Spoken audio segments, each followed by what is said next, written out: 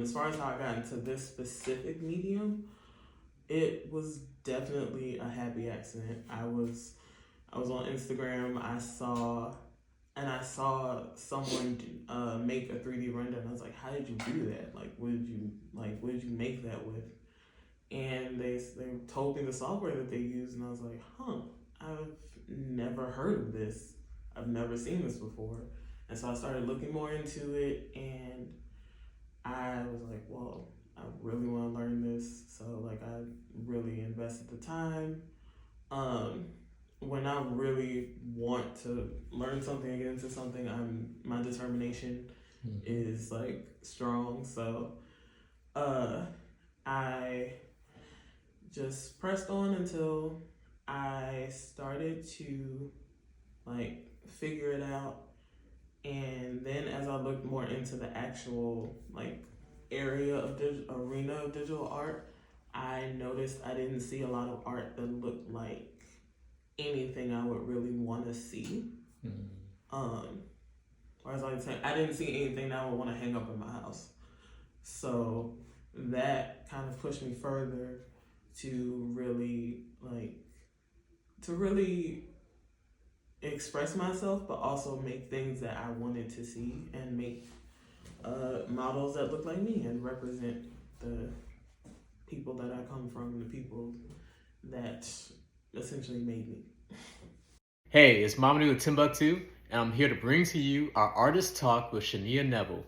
Shanea is an amazing digital and graphical design artist, and we have been privileged to be a part of her overall artist journey.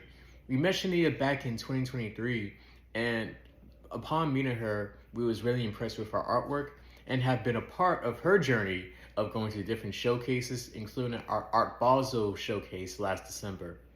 And so in this interview, we're really diving deep into just the overall inspiration behind her artwork, what's her artistic vision, and how Shanea specifically uses art as a means to cultivate community. So make sure you like, comment, subscribe, and share out with your loved ones, and let's dive into this interview. Hello, everybody. This is Mamdu Njai of Timbuktu, and I have the pleasure of being here today with Shanea Neville, who is an amazing artist. And today we'll be going into just learning more about her journey within the arts and just some of the cool projects that she's working on. So without further ado, I'll bring it to you, Shanea Neville. Can you do us a favor and just like introduce yourself and just tell us a little bit about yourself? Sure. My name's Shanea. I'm 27. I'm a digital artist. I primarily do 3D renders as art, as displayed here, in either photo prints or canvas. I've been using this particular medium for about 3 years now. Not super long, but I've always been a lover of art, so this is just another way to express myself. Amazing. So can you tell us about when did you realize that you first fell in love with art? I was really young when I realized I loved art. My parents had a big hand in that. My mom is a big like musical fan. She loves Broadway and like stuff like that. And then my dad is like really into music. So that was like my first foray into art in general. And then I started learning about, paintings and drawings and like poetry and just like, and it was just like, all of this is amazing. Dance, whether it was Alvin Ailey dancers, Philadelphia, Dance Theater of Harlem, like it just really like spoke to me, even though I didn't always particularly participate in those things. Like it was always something that I found fascinating and I just thought was really beautiful.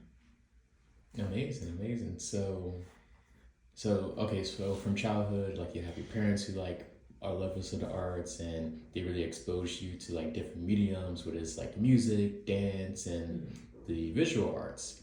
So I'm curious to learn more about like how did you find your niche when it comes to like digital or like graphic design art? I guess I kind of found it by accident. because I was, I mean, like I said, I'm 27, so I was a child of the internet. I grew up right in the early to mid 2000s. So social media was still new, you know. Like we started, like my friends and I started with like MySpace, and then it was Facebook and Twitter and like all of these things. Um, and so with that, like we kind of had to learn to be coders really early. Um, and like baby graphic designers, which was another way for us to just express ourselves. As I got older, it turned more into like sometimes making logos for friends or just um, doing different graphic design things, learning how to use Photoshop and like all of those things.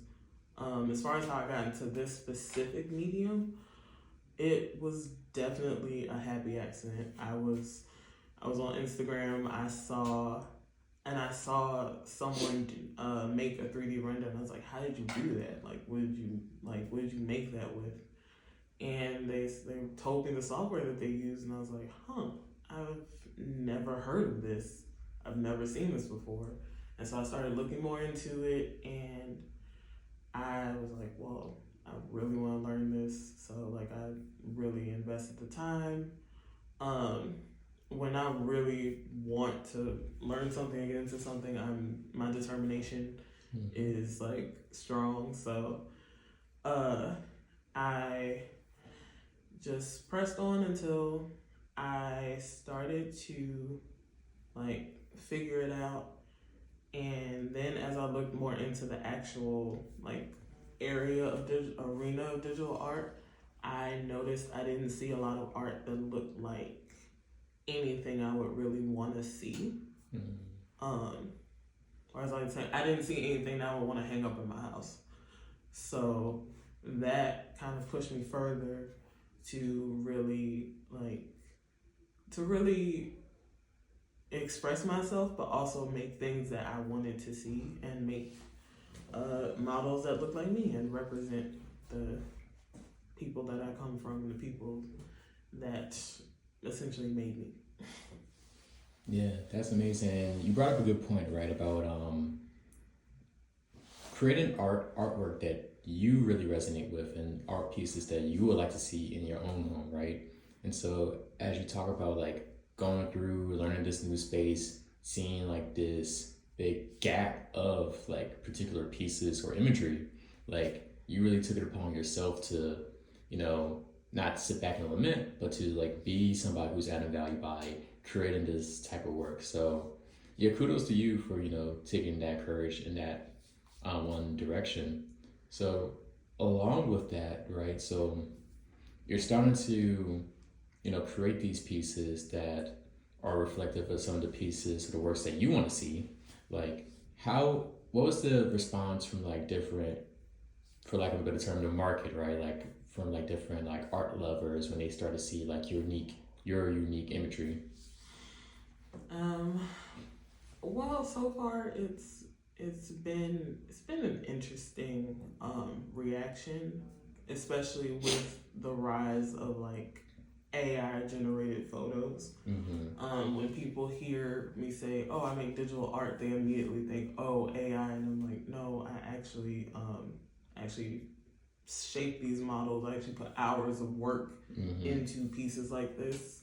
I do the lighting, the shaping, the coloring, all of that. Everything that you see in any piece of art that I make is something that was actually made and not just generated by a computer.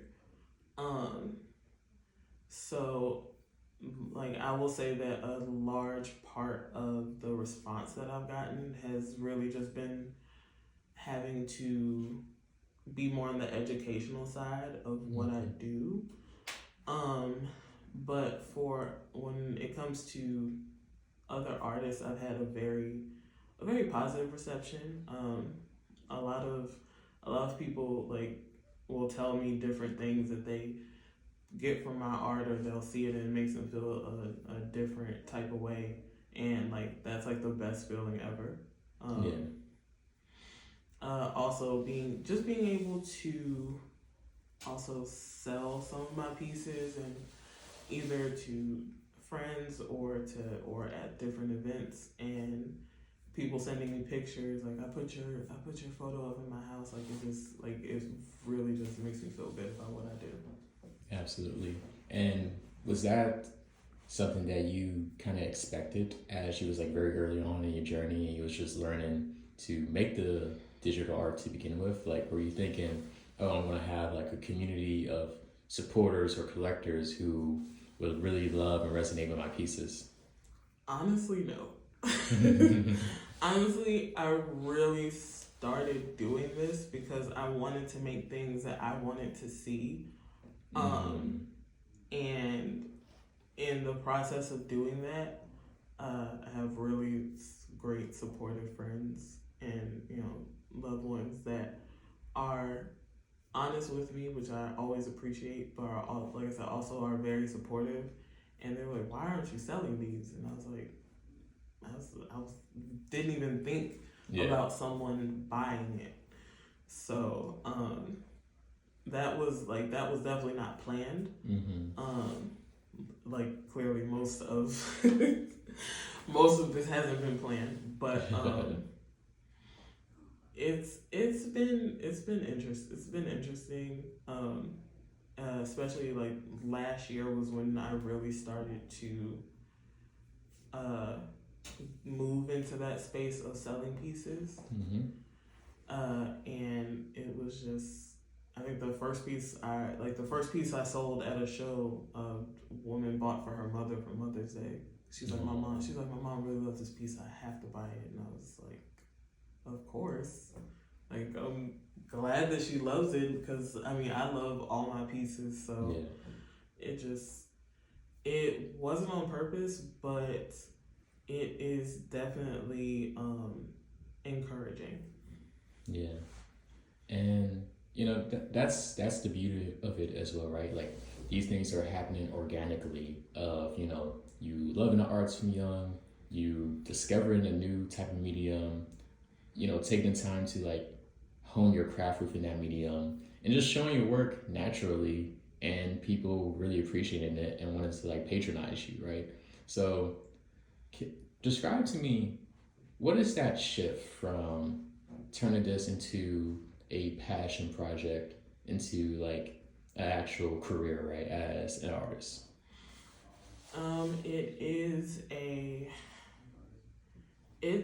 It's been an interesting path, because this is something I've never done before, so it's all very new to me. Like, I've been aware of business. I studied, business and e-commerce and things like that, but I didn't necessarily see myself as becoming an entrepreneur. Right. Even though I feel like I try to support like as many as I can, but it's been a very interesting journey. I feel like I am learning more every year. As far as the business side, I feel like the art side, there's always like more to learn, more to be inspired by. Like, there's always room to grow with that. But I didn't realize until I really made it official, like on the business side, like how much really goes into it. Yeah. Like, I see why people have like teams, and they delegate different things to different people, which I'll be very happy when I get to that point. But until then, I'm a one-woman show. Yeah. So, yeah. Yeah, absolutely. And, because what's very unique about being an artist is not only are you, doing this superpower of like just creating beautiful imagery from just simply your imagination and like taking those long painstaking hours to like actually create the work. However, like to your point, it is like you're essentially a brand, right? Like you're the business, and so it's a balancing act. because it's a balancing act, because on the business side you have to think about numbers and markets and algorithms and all of these very, very boring and sometimes stressful things. Right. And on the other side of that, the artist side, you have to still have a certain amount of freedom to still be able to express yourself creatively. Right.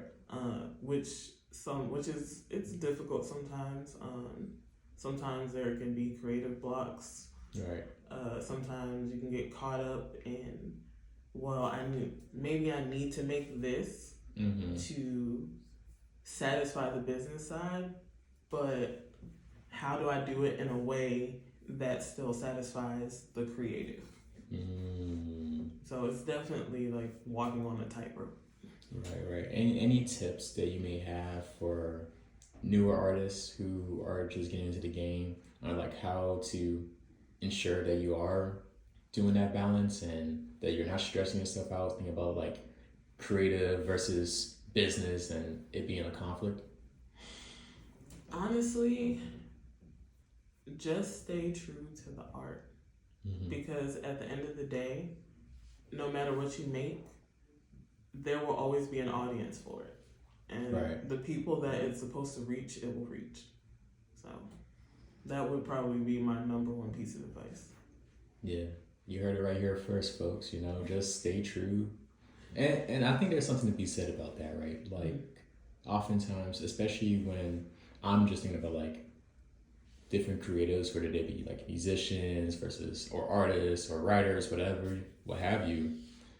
As patrons and fans, we can usually tell when they did a project simply for the bag, right? Like when something is like doing it for the passion of your artistry versus doing it for the money. And it's difficult, right? Because this isn't a field where you have like guaranteed predictable cash flow every month, right? You're gonna have your high seasons, you're gonna have your low seasons. And so sometimes you got to balance that survival mode. But I think to your point, you have to stay true to the artistry, because that's how you really disappoint your fans, right? Like when it's like, oh, she just did that for the bag. Yes. Yeah, it's definitely like you said, as patrons we can definitely tell the difference. I love all art, but music is definitely like my favorite. And I can tell the difference between when someone's making something out of like a contractual obligation versus really putting their passion into whatever music that they put out, because there really is a distinct difference. Like even if you don't necessarily see it, you can feel it. And it's just, for me personally, that's not the kind of artist I want to be. Like I want to continue to make art that I'm proud of, right? And art that just makes me feel good as a creative, and I just want to continue reaching the audience that is here for it. Definitely. So shifting gears a bit about reaching your audience, right? Because there's a point in the journey of the artist where your audience is probably like, your close associates to like your local city or neighborhoods or what have you. And then you get to expand and go into like different markets. And you have the opportunity to really like, I've seen you firsthand like do like different showcases here in Philly, to like even taking it out on the road. So can you talk to us about that journey of like really building up your audience and like going to different markets? Like what were some of the things that you learned throughout that journey that may or may have surprised you? Things that may or may have surprised me in that journey. Well, I will say that I was surprised at I was surprised at some of the reception that I got outside of like my home, because I mean I'm from Philadelphia. Um, so going to a different city or a different state and still having that warm reception from people, just really spoke volumes to me of how universal art can be. And like, I mean, don't get me wrong, the art that I make, is personal for me, Right. but the most personal art can still speak to volumes of people. So I would say that was the most surprising part of it. Another thing was probably just feeling like I'm starting over.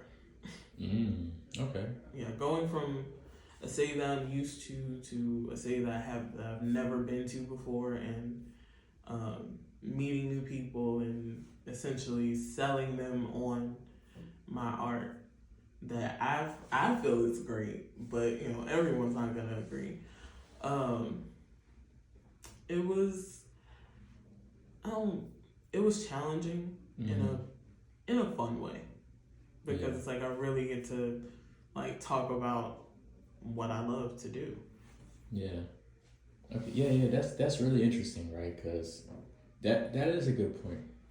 In Philadelphia, you have the keys to the city, or you have your collector base and organizations you may have worked with or what have you. Though you're right, when you're going to a different location, whether that's like one state over or like halfway across the country, you are essentially starting right over, right? So I can see how that could be of a challenge of, trying to introduce yourself to people who may not be familiar with your work whatsoever. So any tips you may have for like artists who are like taking the first step in that part of their journey, like going to new markets, going to a new audience, like starting over, like how do you stay really grounded and ensuring that you can like present yourself in the best manner, even though you may have the keys to your city back home?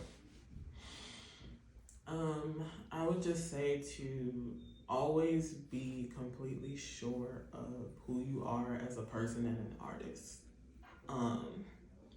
Because when you know who you are, you can go into any room and any place and show them exactly who you are. Like I said, Philly's my home. Like, I know the city, I know the people, I know the language. And it can be intimidating to go to a different place that you've never been with people you've never met.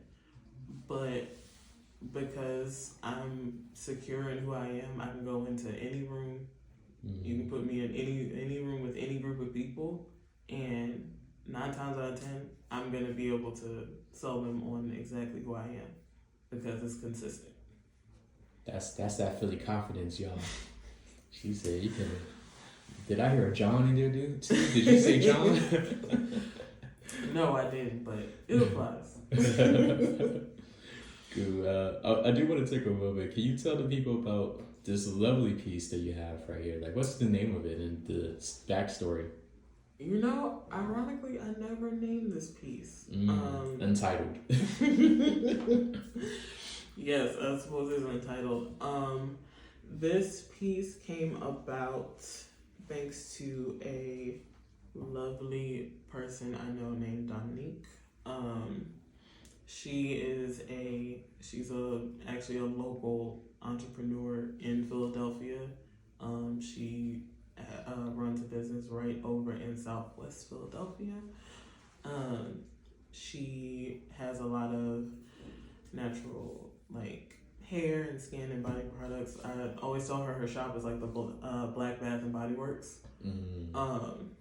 And we met, I want to say about 5 years ago. Okay. And now she is the person that is usually responsible for how my hair looks. So, in case these braids right now. And when she first opened her storefront, she started to buy pieces from me. and I decided I wanted to make her something like specifically for her to have in her shop, and it happened to be this piece. So when I made it, I surprised her with it. Anybody that goes to her shop, which is right on 50th in Baltimore, for those in Philly, you know, you will see it right on the wall, and she jokingly tells people that she knows the girl in the photo, even though I made the girl in the photo. But yeah. She knows the creator of the girl in the photo. Shout out to Dominique. What's the name of her establishment? That would be J. Dene Naturals, right at 5011 Baltimore Avenue. Okay. So she is honestly one of my favorite people. I'm not even gonna. Yeah. She is one of my favorite people. She is the sweetest person, and her products are amazing. Okay, well, shout out to you, Dominique, for being a source of inspiration for one of the many pieces within Shanea's collection. So, yeah, can you take a moment to talk about that? Like, you know, what's really beautiful about being an artist is not only the imagery that you're able to create, but it's also the relationships you're also able to forge with your collectors. So, can you tell us more about like some of your collectors? Like, what are like some stories that really stand out as you think about relations you was able to forge? Oh my goodness. The relationships obviously are great.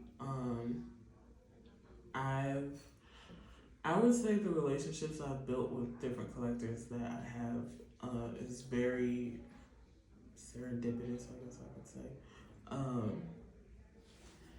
And because it really does just feel like a community of people that are really just interested in what I have to make and what I have to say. So it's really affirming to have people like that are literally invested in the things that I make.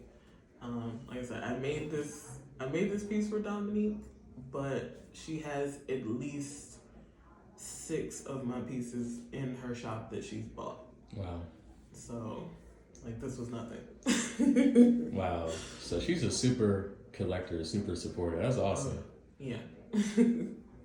That's really, yeah, you know, we all need to, as an artist, I would say, make sure you find your own Dominiques when it comes to. Absolutely. It's I feel like one of the most important things that we can do as creatives is build community with people that are fully supportive of us. And that doesn't always mean buying the pieces. Sometimes that means sharing social media posts.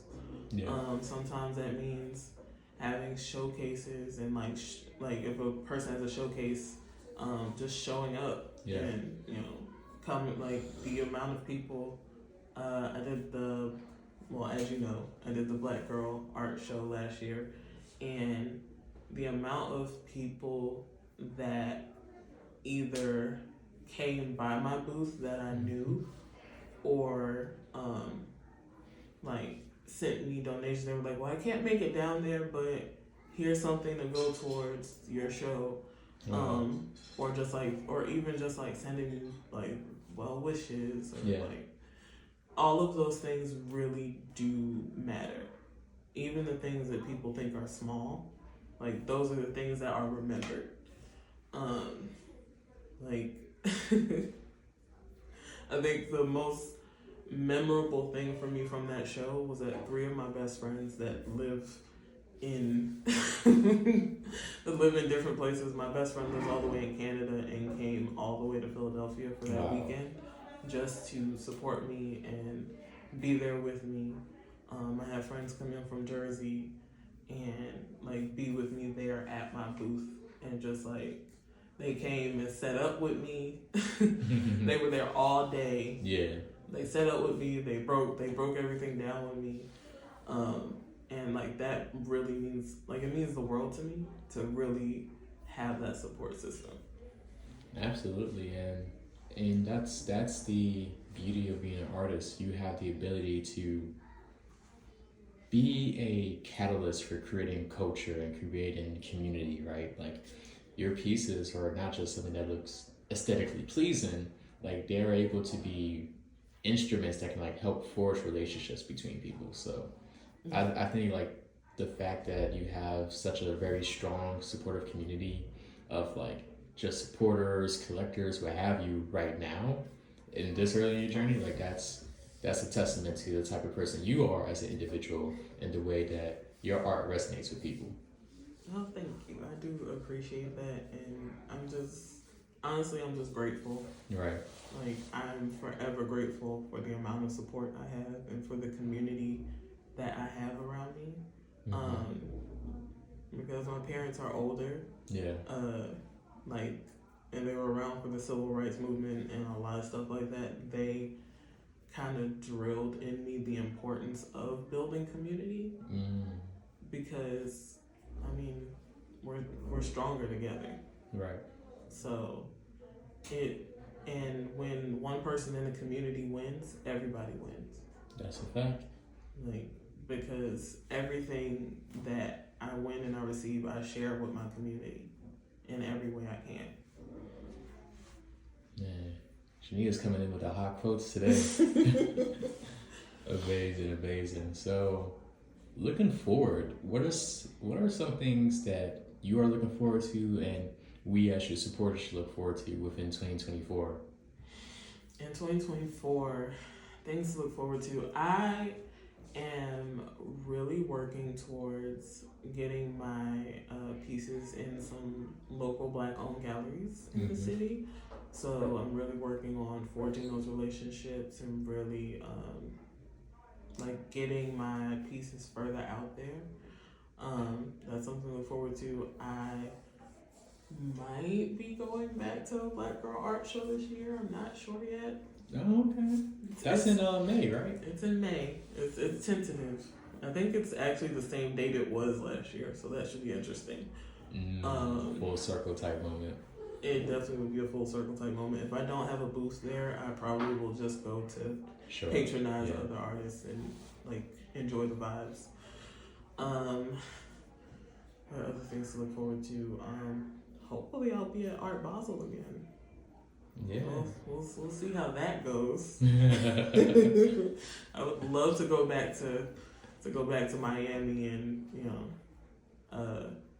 like shop my art to different people. Yeah. And definitely enjoy Miami as a city because it is beautiful. It's not Philly, but it's nice. Yeah, no place is like Philly, right? That's the beauty of traveling to different places, right? Every city has its own unique characteristic and story and history. Oh, yeah. So yeah, well, you allude to it, but tell us about Art Basel. How was that like for you? Art Basel was fun. I can honestly say it was one of the best experiences I had last year. Dope. It was actually my first time going to Miami, so for my first time in Miami to be for such a big show, it was really great. There was a lot of good exposure.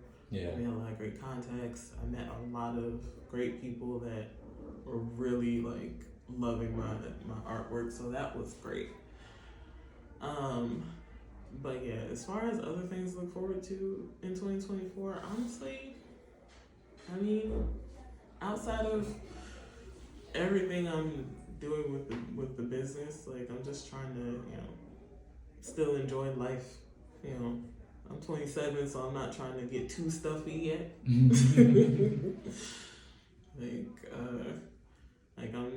Outside of that, I'm just planning some different trips and stuff. So. Oh, okay, true. Nothing crazy. I'm going to like BlurCon in July with some friends, which should be interesting. That sounds fun. So we're getting close to wrapping up. So one question I have is, what's one piece of advice that you will have for the aspiring artist, the art lover, and the art collector? Like collectively or individually? However you want to take it. For the aspiring artists, the advice I would have for them is to keep moving forward, regardless of any obstacles, short stops, pitfalls. Just keep moving forward. What was the second one for the Art lover / collector. for the art lover / collector? Well, for the art collector, for the art lover and the art collector, don't. Flex is gonna get me in trouble. But do not ask any artist to lower their price. Mm-hmm. Because 9 times out of 10, what an artist is charging you is actually less than what the piece is actually worth. So do not ever ask an artist to compromise their price for you. Yeah, that's powerful. Man, so I feel like we can end on that note, right? Like, let's make sure we appreciate the arts. And by appreciating the arts, we gotta support the artists. So, Shanea, where can people connect with you and follow your journey? Where can people connect with me? I am mainly on Instagram. People can see my pieces there at npearl.art. That is short for Noir Pearl, which is the name of my store, my business, my brand. It is French for Black Pearl because I mean obvious reasons. But yeah, people can reach out to me on Instagram, and it's totally ran by me. I don't have anybody running my Instagram for me. So if you message me on Instagram, you are talking directly to me. One woman show. Yes. So yeah, you can reach out to me on Instagram. All of my links are in my bio as far as my Etsy shop, my Shopify site, which should be up soon. Currently working on that. And yeah, just npearl.art. Yeah. Follow me. Definitely. And you can also find and patronize Shanea on dtimbuktu.com, where you'll receive the original piece of art with a digital certificate of authenticity. But yes, thank you very much for this conversation. It was a very insightful one about just your journey and your perspective, and we appreciate you, we love your art, and we're looking forward to seeing more of you. So thank you so much. Yeah, this is Mamadou of Timbuktu signing out.